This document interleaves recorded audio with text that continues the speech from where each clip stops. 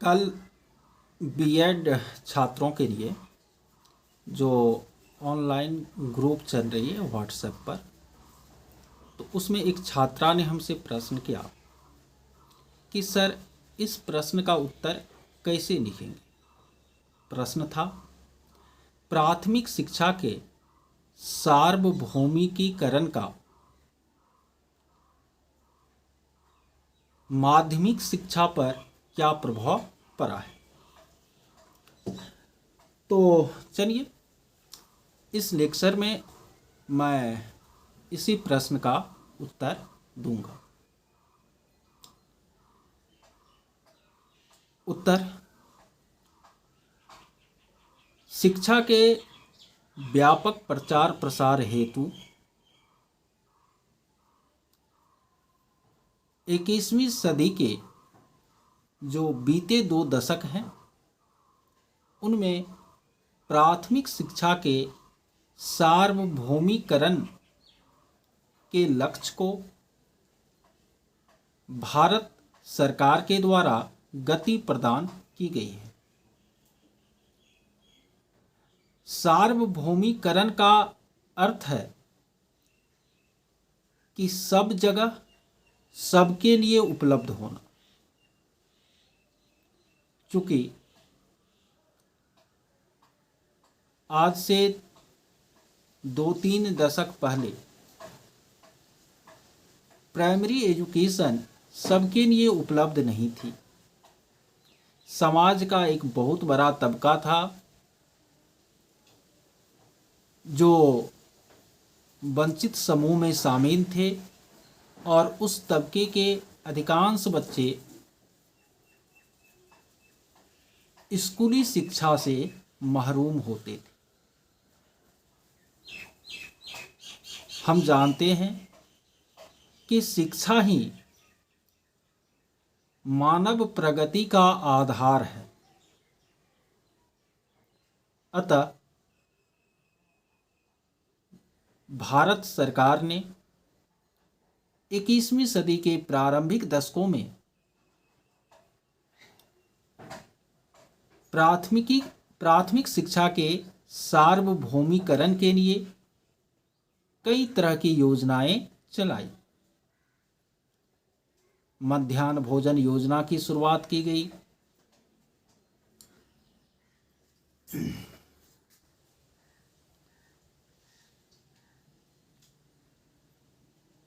मध्याह्न भोजन योजना की शुरुआत की गई 1995 में। फिर 2000 में के दशक में जो है सर्व शिक्षा अभियान को लाया गया।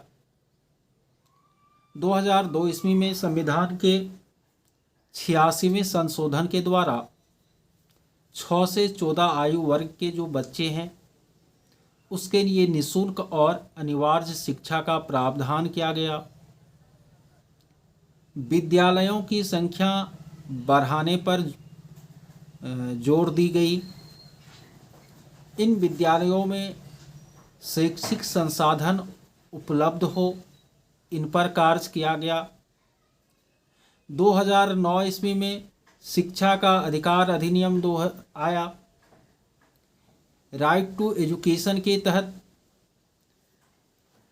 भारत के किसी भी क्षेत्र के किसी भी वर्ग के बच्चों के लिए 6 से बच्चों हेतु प्रारंभिक शिक्षा उपलब्ध हो, इसके लिए कानूनी प्रावधान किए गए।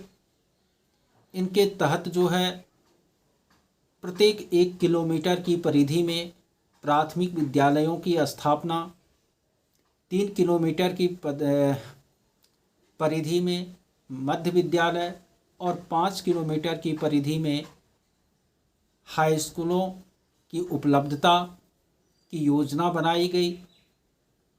तो इन सब के कारण प्राथमिक शिक्षा एक सार्वभौमिक रूप में अभी भारत में आ पाई है। और वर्तमान परिस्थिति यह है कि लगभग 100%, हालांकि कुछ बच्चे अभी भी स्कूल से बाहर हैं, लेकिन फिर भी हम कह सकते हैं कि 100% बच्चे स्कूली व्यवस्था में शामिल हो पाए हैं, प्राइमरी एजुकेशन में वे संलग्न हो पाए। तो इस तरह पहले प्राथमिक शिक्षा का जो सार्वभौमिकरण हुआ है ना, इसको पहले क्या करना है, आपको इस क्वेश्चन में क्लियर करना है, और इसको आप विस्तार दे सकते हैं, थोड़ा खुद भी थिंक कीजिए। अब इस क्वेश्चन में है कि प्राथमिक शिक्षा के सार्वभौमिकरण का माध्यमिक शिक्षा पर क्या प्रभाव पड़ा है। तो प्राथमिक शिक्षा के सार्वभौमिकरण का माध्यमिक शिक्षा पर व्यापक प्रभाव पड़ा है, क्योंकि प्राथमिक शिक्षा जब समाज के हर एक वर्ग तक उपलब्ध हो पाई है, तो इस वर्ग के जो बच्चे हैं वे माध्यमिक शिक्षा की तरफ भी झुके हैं, और प्राइमरी के बाद ये सेकेंडरी एजुकेशन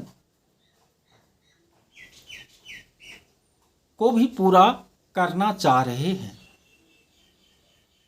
फलतः माध्यमिक विद्यालयों में छात्रों की जो संख्या है वह निरंतर बढ़ी है।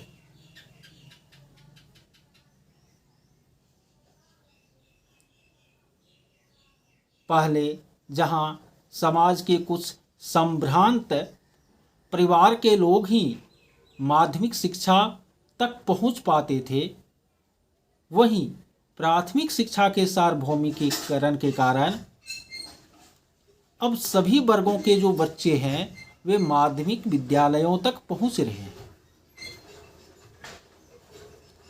और ऐसी आवश्यकता महसूस की जा रही है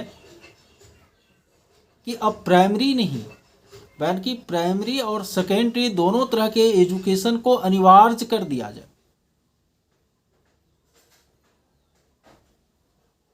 फलतः अभी जो नई शिक्षा नीति आपको आ रही है उसमें 12वीं तक की शिक्षा को अनिवार्य और निःशुल्क करने की बात की जा रही है।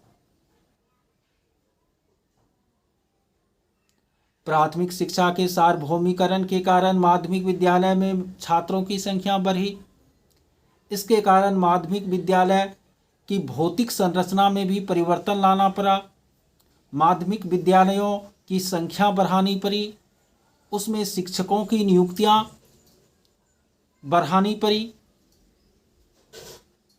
यानी माध्यमिक शिक्षा का जो क्षेत्र है वह प्राथमिक शिक्षा के सार्वभौमिकीकरण के कारण लगातार विस्तारित होता गया।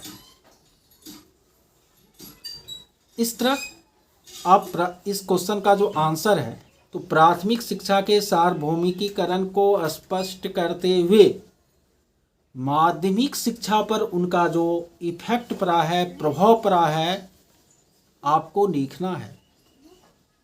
डिस्क्रिप्टिव क्वेश्चन है, थोड़ा आपको थिंक खुद भी करना होगा, बहुत सारी बातें इसमें आपको जोड़नी होगी, क्योंकि अभी मैं वीडियो बना रहा हूँ तो तत्काल हो सकता है कि कुछ बातें मैं लिखने के क्रम में लिख पाऊँ, लेकिन अभी मेरे दिमाग में नहीं हो, मैं बोल नहीं पाऊँ।